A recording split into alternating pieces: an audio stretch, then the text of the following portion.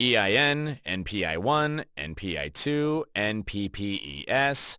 You could easily be forgiven for thinking that what you just heard were nuclear launch codes, but these are just some of the abbreviations and acronyms you need to master when tackling the credentialing process. This video will be your Rosetta Stone for deciphering the complexities of the medical credentialing process, including NPIs.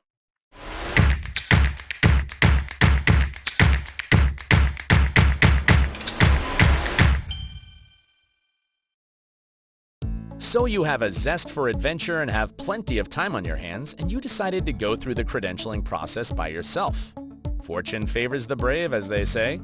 Just remember to do regular inspections of your blood pressure throughout the process, as this tedious and frustrating process could have negative consequences on both your mental and physical health. With that disclaimer out of the way, let's get right down to it. Before we get dirty in the details, let's first see if you even need medical credentialing in the first place. What is medical credentialing, and do I need it? Here's a fun fact. Credentialing has been around for over 1,000 years. The earliest evidence of credentialing stems from Persia, where physicians had to demonstrate their capabilities before they were allowed to practice in a specific region. The same principle still applies today regarding medical credentialing. In short, it is the process that evaluates the skills, training, and competencies of providers that ensures patients get the quality treatment they need from competent medical professionals and enhances trust in healthcare providers. The process prevents unqualified or incompetent practitioners from working at your practice, which could have resulted in reputational damage or, worse, malpractice lawsuits. Another bonus of credentialing is enjoying the benefits of being on board with insurers. Many patients prefer practitioners whose services are covered by their insurance, also known as in-network providers. Being credentialed means that you could get more patients coming to your practice more frequently, thereby giving you the opportunity to grow your practice.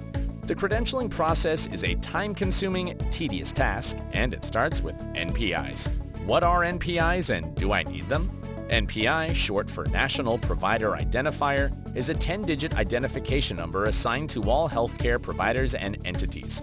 An individual provider is assigned Type 1 NPI, and a business entity is assigned a Type 2 or Group NPI. If a provider wants to get credentialed or wants to bill any insurance, commercial or governmental, it is mandatory to apply for an NPI. Is there a scenario where you might not need NPI? Good question. And the answer would be, you don't need an NPI for your business or the individual if you are not billing claims to any insurance.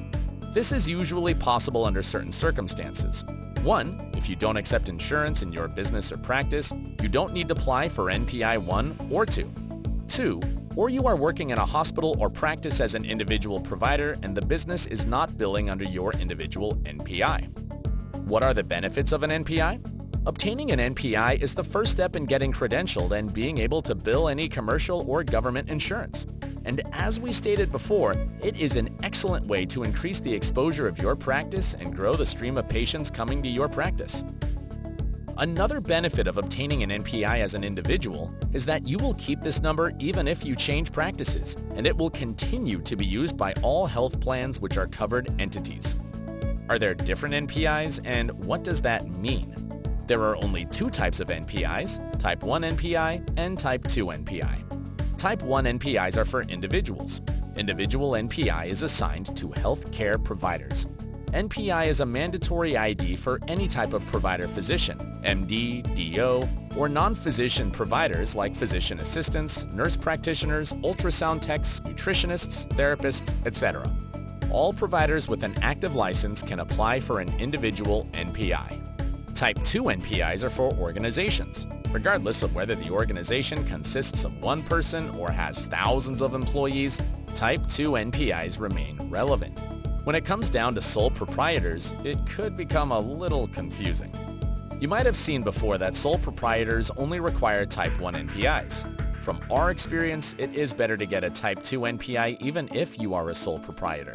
It might be required further down the line anyway if you expand your practice or go work at a hospital temporarily and so on. Now that you know the difference between NPIs, you're probably wondering where to get them. Where do I get an NPI? Remember, it is vital that you get your NPI numbers before continuing the medical credentialing process. Here are 3 options for you to consider. Option 1. Apply through the National Plan and Provider Enumeration System, or N.P.P.E.S. But first, create a username and password through the Identity and Access Management System, and then use the details to log into the N.P.P.E.S. Option 2. Snail mail. It is much easier and more efficient to request NPI online, but if you prefer paper, you can go this route. But it might take weeks to get an NPI using conventional mail. Option 3. Skip the whole nightmare and let experts with experience in the process take care of it all. Neolytix offers full-service credentialing solutions that include NPIs, which will take the pain and frustration out of this tedious, convoluted process. Click on the link in the description and schedule a free, no-obligation consultation today. Thanks for watching this video. If you found the information helpful, please hit the like button. Also, if you have any questions or comments, please leave them in the section down below. Thanks again, and if you still decide to do this by yourself, we wish you the best of luck.